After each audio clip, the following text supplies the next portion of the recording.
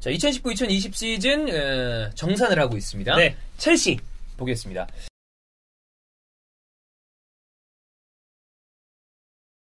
첼시는 챔피언스리그 티켓을 획득하면서 이번 시즌에 뭐 가장 좋은 성과를 이룬 팀이다. 물론 우승한 리버풀도 있고 그렇습니다만 당초에 영입이 되지 않았던 거, 그리고 신임 감독, 팀의 레전드지만 이렇다 할 만한 1부 리그에서 성적을 보여준 적은 없는 감독이잖아요. 그렇죠. 더비에서의 모습밖에 없으니까. 네네네네. 근데 여러 가지로 봤을 때 결과적으로 받아낸 성적표는 굉장히 만족스러운 시즌이 아니었나. 저는 솔직히 얘기해서 초과 달성이라고 봅니다. 그렇죠. 이 정도는 목표 초과 달성이라고 보고, 이제 뭐 저희가 이렇게 이적 시장이란다. 이 전체적으로 팀을 점검을 하고 정산을 해드리면서 뭐 주요 사건, 뭐 최고의 순간은 언제였는지, 뭐 좋았던 거, 나빴던 거 싹 하고 있는데, 아무래도 첼시 입장에서 제일 중요했던 사건은 방금 이제 얘기한 것처럼 램파드를 선임한 게 결국에는 시즌 막바지로 딱 와서 봤을 때는 진짜 첼시 입장에서는 중요한 사건이었다.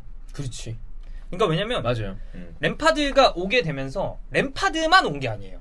애슐리 콜, 유소년 코치로 왔죠. 네. 그리고 첼 같은 경우에는 이제 첼시의 디렉터로 이제 오다 보니까, 근데 이제 뭐 램파드가 이들을 뭐 전부 데려왔다 이런 말은 아니지만, 근데 레전드들이 이렇게 오게 된 거 아니에요? 그렇죠. 그러니까 레전드들이 전부, 그러니까 감독 포함해서 레전드들이 첼시로 복귀했다는 것 자체가 사실 팀 입장에서는, 그리고 솔직히 얘기해서 유소년 같은 경우는 굉장히 중요한 이 튜터가 필요한 상황에서 애슐리 콜 같은 이 팀의 레전드가 자신들을 또 지도해준다? 이거는 저는 굉장히 좀 적지 않은 영향을 끼칠 거라고 예상을 하거든요.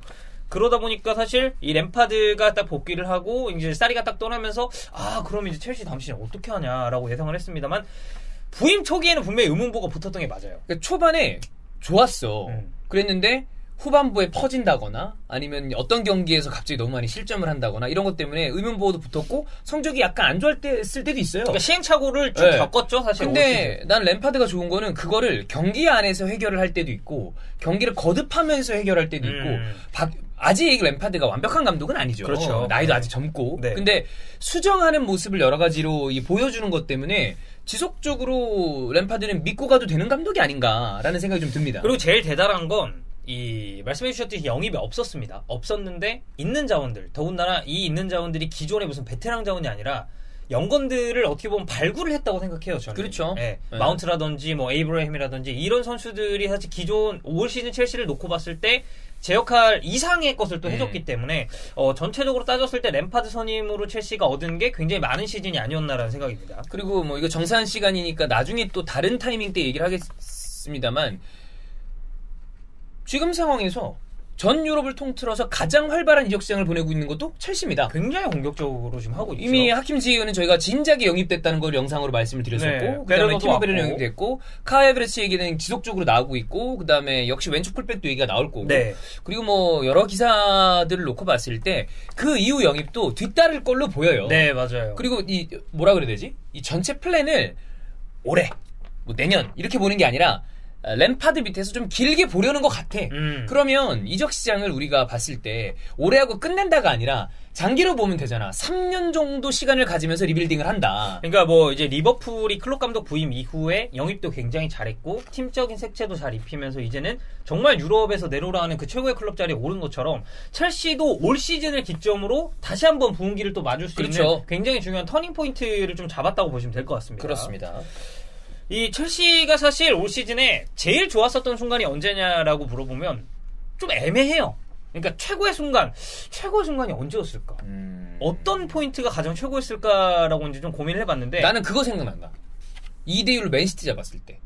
재개 이후에 제가 그거랑 마지막 라운드를 좀 고민을 했어요. 네. 근데 어찌됐건 재개 이후에 맨시티를 잡았음에도 챔피언스 리그 티켓을 완벽하게 딸 것이라고는 좀 애매했던 상황이었잖아요. 마지막까지 경우의 수가 남아있었어요. 네, 맨유도 있었고 레스터도 있었고, 그리고 더군다나 마지막 라운드가 울버햄튼이랑 굉장히 까다로운 상대였습니다. 지금 뭐 결과적으로만 놓고 보면 첼시가 그냥 이제 2대0으로 이제 승리를 거두긴 했는데, 이 울버햄튼전에서 만약에 첼시가 승리 이외의 결과를 뭐 패배를 하거나 뭐 이제 그랬다면 이 순위가 또 이제 뒤바뀔 가능성이 또 있었으니까 네. 그런 의미에서는 첼시 입장에서는 이 최종전. 마지막 최종전에서 챔피언스리그 티켓을 따낸 게 올 시즌을 딱 정산하면서 가장 좀 첼시 팬들이라든지 뭐 램파드 감독도 그렇고 선수단 입장에서 되게 좀 기뻤을 순간이 아닌가 싶습니다. 만약에 챔피언스리그 티켓을 못 땄어도 저는 몰라요. 제 생각에 로만이 그래도 밀어줬을 거라고 봐. 네. 그리고 선수들도 지금 정도의 포텐셜을 팀과 감독과 선수단에게 확인했다면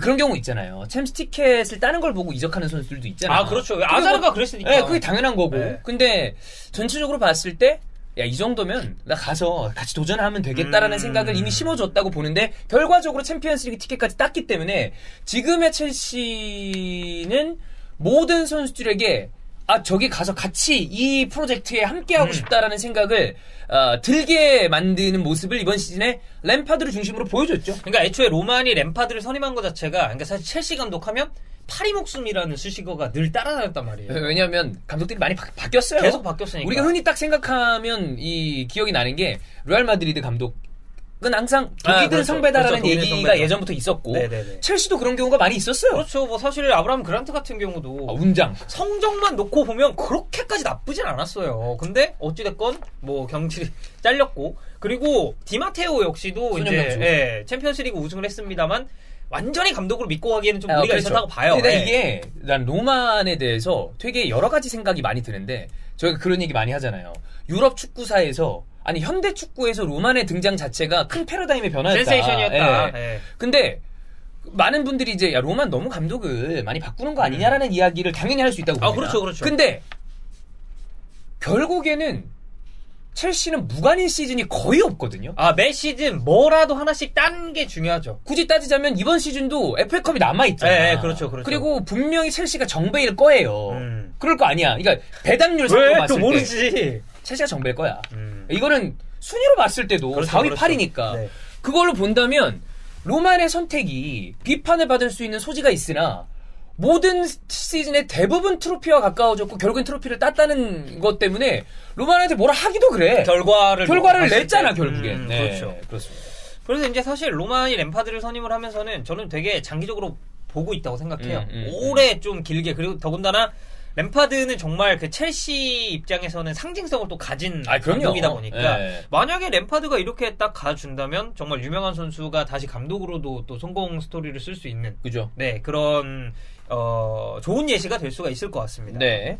자, 그러면 굿 포인트와 배드 포인트를 보겠습니다. 일단 좋았던 포인트는 역시 뭐 챔스 진출한 거. 챔스 진출 뭐 이거는 저희가 앞서서 계속 설명을 드렸지만 뭐 챔스 진출했다는 것 자체만으로도 그러니까 베르너랑 제이는 이미 영입이 됐어요. 근데 이제 첼시가 아직 보강해야 될 포인트가 굉장히 많단 말이에요. 근데 만약에 챔스가 올 시즌에 챔피언스리그를 못 갔다?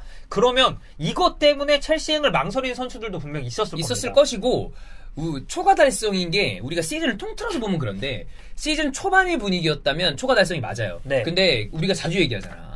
챔스 티켓이 목전에 있어. 근데 떨어지지? 그러면 팬들 욕합니다. 그렇죠. 이거는 나도 만약에 막 12 예상했던 팀인데 그래도 챔스 티켓 근처로 갔지만 유로파라도 갔으니 다행이다라고 얘기 안 해. 그렇죠. 아유 이런단 말이야. 네. 그걸 그 앞에서 놓치냐 그러면서 바로 비판의 목소리가 나오는 게 축구고 축구 팬들의 심리니까. 당연한 거죠. 근데 그래서 이걸 땄어야 되는데 땄고.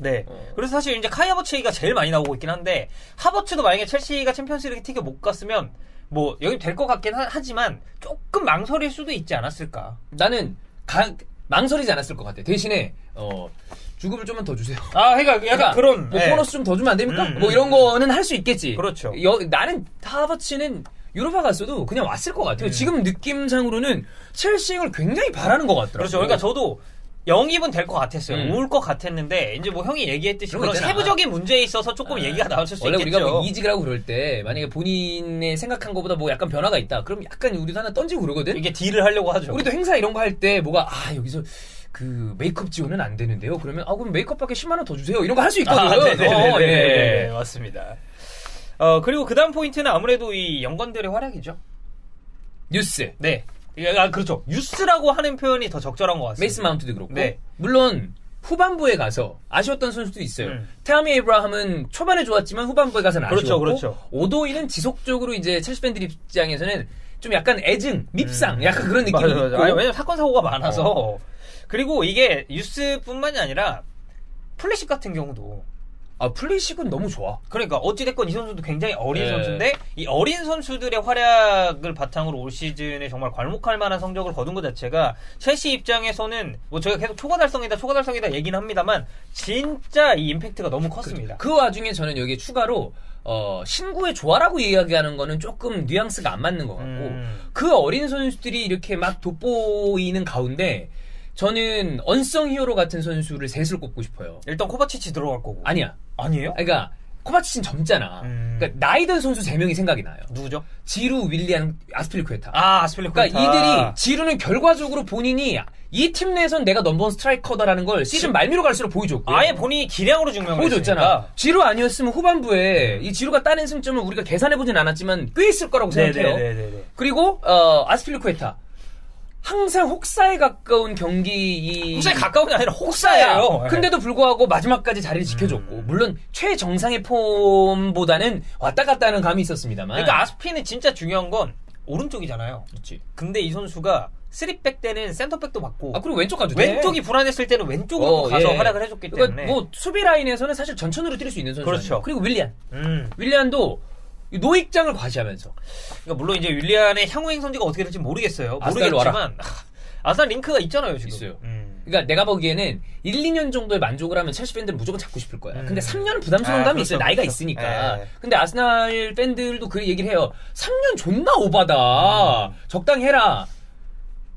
난 3년도 괜찮던데. 찐팬이네. 리스네슨보단 낫지 않겠어? 네. 이거 너무 어린애들만 믿고 갈 수는 없거든. 그래도 어쨌든 윌리안이 그만큼 첼시에서 올 시즌에 좀 알토란 같은 활약을 해줬으니까. 그리고 이제 한 2년 있다가 주브라키안이 이렇게 중국 쪽으로 해서 다리를 놔주면 그래서 그냥 마지막에 돈 빡 벌고 돈도 두둑하게 챙기고 그리고 마지막에 또 그 황홍기를 보내면서 K리그에서 한번 와서 전북의 어떤 브라질 외인이라고. 아우 좋죠. 어때요? 아주 좋죠. 아주 좋죠. 저는 5년 환영합니다. 네, 그렇습니다. 5년이요? 네. 또 이제 마케팅적인 효과가 있을 수가 있기 때문에. 네. 뭐 어쨌든 이건 그냥 우리가 시나리오를 써본 건데, 난 윌리안이 그만큼 많은 부분을 해줬다고 생각해요. 저 동의합니다. 이 점에 동의하고. 일단 뭐 안 좋았던 거는 수비지. 다 아실 거예요. 수비지. 이거를 저희가 묶어 설명을 할게요. 센터백, 골키퍼 따로 나누려고 했는데 그건 안 될 것 같고. 센터백. 일단 센터백은 저희가 예전 첼시 영상에서도 굉장히 말씀을 많이 드렸습니다. 히든풋볼 들으시는 분들은 히든풋볼에서도 들으셨을 텐데 어떤 조합이 나와도 불안해요. 그러니까 우리가 아스날 얘기를 할 때 항상 센터백 머릿수는 많다. 근데 이 중에서 미들맨이 누구냐 이 얘기를 하잖아요. 김민재는 아스날 선수가 아니잖아요 아직. 몰라요. 그러니까 오면 미들맨이 될 수 있겠죠. 네, 진짜 개찐팬이네. 지속적으로 원하다 보면 이루어지는 경우가 있어요. 물 들어놓고 기도하세요. 집에서. 뭐 그런 거 있잖아. 뭐 기도가 하늘에 닿았다는 뭐 어떤 그런 설화 같은 이야기가 있지 않습니까? 저도 카톨릭입니다만. 카톨릭이에요? 되게 의외네. 왜요? 존나 자신만 믿는 그런 느낌인데. 그건 맞아요. 뭐야? 그럼 완전 역설이네. 그냥 이제 우리 집이 카톨릭이에요. 사실 저도 그렇습니다.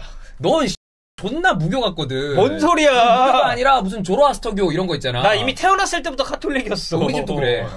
나는 뭐 세례는 좀 나이 먹고 받긴 했는데. 나 진짜 견진성사도 받았는데 나는. 나도 견진을 받았어? 나 그때 수녀님이 나한테 저기 신부 수업 해볼 생각 없냐고 그래. 내 나이대가 이제 가는 경우 있잖아. 근데 그게 진짜 고행이잖아요. 엄청난 고행이죠. 어마어마한 고행이고 어렸을 때는 또 이제 복사 얘기도 있고 복사 많이 했지. 그래. 복사 많이 했는데. 근데 이제 나 엄마한테 얘기를 했어. 가기 싫다고? 수님이 신부님 얘기해보라고. 근데 당연히 엄마가 그거는 신부님이 그냥 얘기하신 거겠지라고 얘기했는데 엄마가 괜찮다고 그러는 거야. 어머니 되게 독실하신가 보네. 그 정도 아니거든. 근데 무슨 나 깜짝 놀랐어. 그러니까 형이 남봉꾼이 될 걸 미리 아시고 이렇게 그걸 저지하려고 하신 거 아니에요? 내가 무슨 남봉꾼이에요. 입 남봉꾼이지. 그러니까 신부의 입으로만 그래요. 그러니까 신부의 길을 가면 형이 이제 입이 정화될 수가 있으니까 약간 그런 느낌 아닐까요? 아닌가요? 모르겠습니다. 생각해보니까 제가 그 평화방송에도 원서를 넣은 적이 있어요. 진짜? 근데 지금 생각해보면 거기 만약에 됐어도 난 항상 내적 갈등에 휩싸이지 않았을까. 거기서 메일 미사 이런 거 하잖아. 맞아. 그렇습니다. 존나 웃기네. 나 친한 후배가 또 평화방송 아나운서거든. 저는 제 친구가 지금 신부의 길을 걷고 있기 때문에 그래? 프랑스에서 유학을 하고 있습니다. 정말 보통 일이 아닌데 어쨌든 그렇습니다. 자, 센터백 얘기하다가 굉장히 멀리 왔는데 저희는 모든 종교를 존중합니다. 어제 숫자는 많았는데 되게 이게 좀 문제가 많았었던 시즌이었고 텐센 피지컬 리디거는 부상 이후에 폼이 완전히 떨어졌고. 난 리디거가 가장 크게 실망스러웠다고 생각해요. 리디거가 첼시 수비진 센터백 라인의 리더가 됐어야 돼요. 주우마나 크리센센 아니면 뭐 잠깐 좋았었던 토모리 같은 선수들은 첼시 팬들이 곧바로 신뢰를 보내진 않았어요. 그렇죠. 근데 리디거에 대해서는 그래도 부상만 아니면 미들맨이다라는 네, 생각이 네, 있었는데 네, 네. 돌아왔는데 불안한 거야. 그리고 재계 코로나 사태로 중단되고 나서 재개된 이후로 폼이 너무 안 좋았으니까. 그래서 센터백 문제가 있었고. 네. 케파는 말할 것도 없죠. 케파는 그냥 설명 생략하겠습니다. 케파는 저희 그 케파 영상 찍은 거 보시면 그러니까. 훨씬 더 자세하게 설명을 여러 가지 해드렸습니다. 골키퍼 얘기가 있고 오나나 얘기도 많이 나오고 있고요. 네. 예, 오블락은 첼시 팬들 입장에서는 정말 드림 키퍼입니다만 네. 여러 가지 상황으로 봤을 때 아틀레티코 마드리드가 놓아줄 이유도 없고 놓을 필요도 없고 네. 오블락도 만약에 아틀레티코 마드리드를 떠난다는 건 이거는 굉장히 큰 모험이자 시도거든요. 리스크죠. 본인 네. 입장에서 리스크를 안고 이적을 해야 되니까. 그렇습니다. 네, 좀 지켜봐야 될 것 같고요. 네. 자, 그럼 이제 베스트 앤 워스트를 체크해 보겠습니다. 네. 저 베스트. 저는 3명이 생각이 나요. 지루, 램파드, 이주원. 마지막에 어떤 그 추구와. 저는 이주원을 꼽겠습니다. 그렇다면 베스트로. 그러면 이제 내일 형이 와가지고 너 쌍욕합니다. 괜히 말해가지고 욕먹게 만드냐고. 조용히 그냥 지나가라고. 언급은 형이 먼저 했어요. 맞아요. 네. 근데 이건 너가 먹는다? 아니 뭐 어차피 주원이 지금 없잖아요. 내일 올 거거든. 네. 내일 안 볼 거야? 내일 안 올라고요. 우리 내일 영상 9개 찍어. 네. 저는 램파드라고 봅니다. 네. 한 명을 꼽자면 선수로 꼽자면 지루를 꼽고 싶고 램파드를 꼽고 싶어요. 저는 선수를 꼽으면은 플리시 꼽겠습니다. 플리시. 네. 이 아자르 이후, 그러니까 아자르가 떠나고 나서 이 크레캉 선수에 대한 갈망이 있었던 첼시에 정말 그 특히나 재개 이후에 좀 한 줄기 빛이 되지 않았나. 네, 그런 느낌이고. 워스트는 케파. 당연히 케파죠. 워스트는 케파야. 이거는 뭐 네. 케파는 지금 1,000억이 아니라 그냥 가격 떼고 생각해봐도 못해. 솔직히 케파는 500억에 사왔다고 해도 존나 아깝습니다. 이 사람들이 아마 아깝다고 그랬을 거예요. 네. 네, 좀 문제가 있습니다. 종합평점. 저는 9점 줍니다. 저 9.5. 9.5 줍니다. 진짜 목표치 달성이라는 하나만 놓고 봤을 때도 저는 충분히 다 했다. 네. 그렇습니다. 그리고 이미 이적 시장에서 발빠른 행보를 보이고 있기 때문에 네. 충분히 좋은 점수를 줄 수 있다. 맞습니다.